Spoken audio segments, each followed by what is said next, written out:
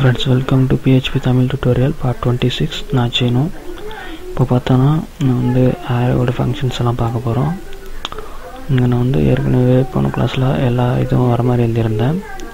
இருந்தாலும் இப்போ வந்து உங்களுக்கு ஒரு சின்ன ஆரே ஃபங்க்ஷன் யூஸ் பண்ணி காட்டுறேன். இப்போ பார்த்தீங்கன்னா இங்கே இருக்கிற நேம்ஸ் எல்லாம் பார்த்தோன்னா சீனு, மணி, அயன் அப்படின்ற மாதிரி, அதாவது நேமும் ஆர்டர் பார்த்தோன்னா வெவ்வேறு இதில் இருக்குது. ஸோ அது வந்து இப்போ நான் ஆரே ஒரு ஃபங்க்ஷன் ஷார்ட் அப்படின்ற ஒரு ஃபங்க்ஷன் யூஸ் பண்ணி அது எல்லாத்தையும் நான் வந்து ஒரே ஒரு ஆல்பபெட்டிக் ஆர்டரில் நான் ஷார்ட் பண்ண போகிறேன். வேரியபிள் அப்படின்னு போட்டுடுறேன். பார்த்தீங்கன்னா இங்கே என்ன ஆகும் அப்படின்னா, இந்த வேரியபிள் ஒன்றில் இருக்கிற எல்லா ஆரேஸையும் இது வந்து ஷார்ட் பண்ணி காட்டும். ஸோ அதுக்காக தான் நான் பாருங்கள், நான் சேவ் பண்ணிட்டு இப்போ வந்து ரன் பண்ணி காட்டுறேன். பார்த்தீங்கன்னா தெரிஞ்சிருக்கும், இங்கே வந்து மாறினது பார்த்தோன்னா INAMST அப்படின்னு, அதாவது ஆல்பபெட்டிக் இதில் வந்து நம்மளுக்கு வந்து மாறி இருக்குது. ஸோ அதுக்காகத்தான் நம்ம இந்த ஷார்ட் அப்படின்றத யூஸ் பண்ணுறோம். இதில் பார்த்திங்கன்னா இன்னொரு ஆப்ஷன் இருக்குது. இப்போ ஷார்ட், அதாவது ஆர் ஷார்ட் அப்படின்ட்டு. ஆர் ஷார்ட் அப்படின்னா அதுக்கு என்ன அர்த்தம் அப்படின்னு பார்த்தீங்கன்னா ரிவர்ஸ் ஷார்ட் அப்படின்னு அர்த்தம். அதாவது ரிவர்ஸ்லேருந்து வரும். இப்போது ஆல்பபெட்டிக்காக நான் உங்களுக்கு காட்டுறேன் பாருங்கள்.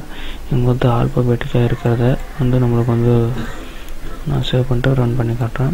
இப்போ இங்கே பார்த்தோன்னா ஆல்பபெட்டிக் இருக்கிறத ரிவர்ஸில் காட்டும். ஸோ அதுக்காக தான் அந்த ஆர் இது பார்த்தீங்கன்னா தெரியும், கீழேருந்து ஏ அப்படியே ரிவர்ஸில் வந்திருக்கு. ஸோ அதுக்காக தான் இந்த ஆர் ஷார்ட் அப்படின்றத நம்ம வந்து யூஸ் பண்ணுறோம். இப்போ வந்து நான் இங்கே வந்து எக்ஸ்ட்ரா ஒரு நேம் ஆட் பண்ணுறேன், ஆப்பிள் அப்படின்ட்டு. இப்போ நான் பார்த்தோன்னா இங்கே வந்து அஞ்சு வேல்யூஸ் இருக்குது. ஆனால் பார்த்தோன்னா நாங்கள் 4 மட்டும்தான் கொடுத்துருக்கேன். இந்த 5ஆவது இருக்கிறது வந்து நம்மளுக்கு வராது.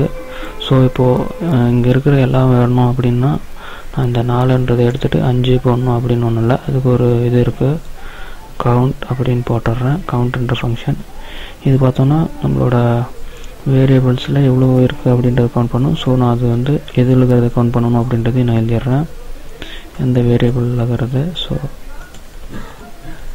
வேரியபிள் 1ல் இருக்கிற இந்த வேரியபிளில் இருக்கிற வேல்யூஸை வந்து கவுண்ட் பண்ணி நம்மளுக்கு வந்து டிஸ்பிளே ஆகும்.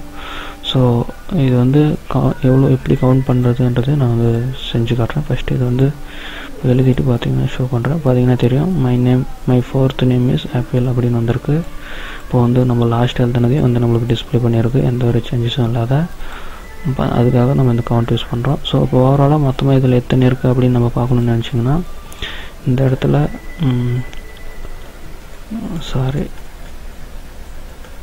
எக்கோ அப்படின்னு போட்டு நான் கவுண்ட் அப்படின்ற ஃபங்க்ஷன் யூஸ் பண்ணுறேன். கவுண்ட் போட்டு எந்த வேரியபிள் இருக்கிற வேல்யூஸை கவுண்ட் பண்ணணும் அப்படின்னு எழுதிடுறேன்.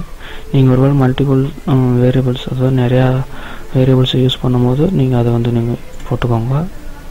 அந்த வேரியபிள் நேம்ஸ் போட்டிங்கன்னா அதில் இருக்கிறத வந்து நம்மளுக்கு கவுண்ட் பண்ணி காட்டும். இங்கே வந்து நான் இன்னும் சேவ் பண்ணிவிட்டு ரன் பண்ணி காட்டுறேன்.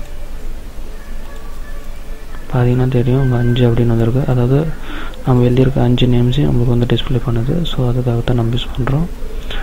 5ன்றதை தனியாக வர வைக்கலாம். ஸோ அதுக்கு நான் எக்கோ அப்படின்ட்டு எழுதிட்டு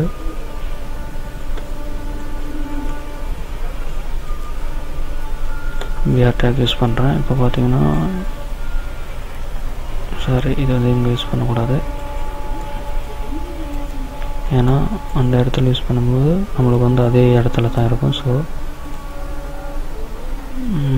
ஒரு நிமிஷம் இருங்க. சரிங்க, ஒரு செமிகோலன் போடாதனால எரர் காட்டுது.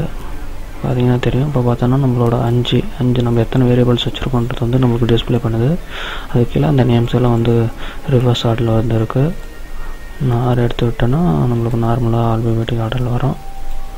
ஸோ இந்த மாதிரி நம்ம வந்து ஆரே ஃபங்க்ஷன்ஸ் எல்லாம் நம்ம யூஸ் பண்ணி ஒரு கிளாஸில் ஒரு 70 பேர் இருக்காங்கன்னா அவங்க எல்லா இடத்தையும் ஒரே ஒரு ஷார்ட்ன்ற கமாண்ட் யூஸ் பண்ணி நம்ம வந்து ஆல்பபெட்டிக் ஆர்டரில் வந்து நம்ம வந்து அரேஞ்ச் பண்ணிக்கலாம். ஸோ அதே டைமில் கவுண்ட் பண்ணுற வேல்யூ நம்ம கவுண்ட்ன்றதை வச்சு யூஸ் பண்ணிக்கலாம். ஸோ அடுத்த கிளாஸில் இன்னும் மல்டி டைமென்ஷனல் ஆரேஸ் அப்படின்றதெல்லாம் பார்க்க போகிறோம்.